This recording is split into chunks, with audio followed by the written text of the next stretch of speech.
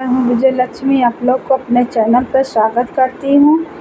एक प्यारा सा नाची पर का गीत सुनाने जा रही हूँ।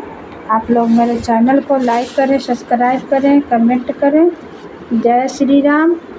एक दिन खातिर बन जाते हो सोनार मोर बलमुआ हो। एक दिन खातिर बन जाते हो सोनार मोर बलमुआ हो। सोनार मोर बलमुआ हो, सोनार मोर बलमुआ हो। एक दिन खातिर बन जाते हो सोनार मोर बलमुआ हो। सास कलौत बेंदिया, ननद कलौत हारवा। सास कलौत बेंदिया, ननद कलौत हारवा। हमरे खातिर झुलनी लहरदार बलमुआ हो। हमरे खातिर झुलनी लहरदार मोर बलमुआ हो। एक दिन खातिर बन जाते सोनार मोर बलमुआ हो। एक दिन खातिर बन जाते सोनार मोर बलमुआ हो।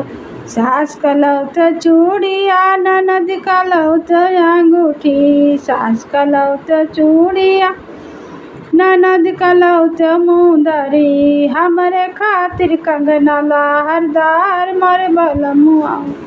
हमरे खातिर कंगना लहरदार मोर बलमुआ हो। एक दिन खातिर बन जाते हो सोनार मोर बलमुआ हो।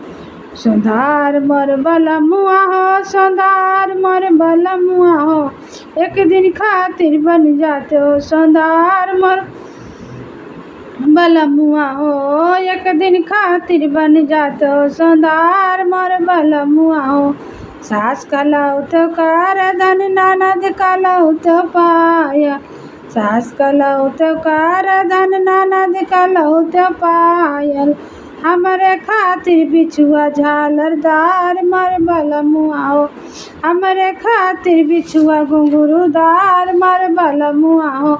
एक दिन खातिर बन जाते हो सोनार मोर बलमुआ हो। एक दिन खातिर बन जाते हो सोनार मोर बलमुआ हो। एक दिन खातिर बन जाते हो सोनार मोर बलमुआ हो।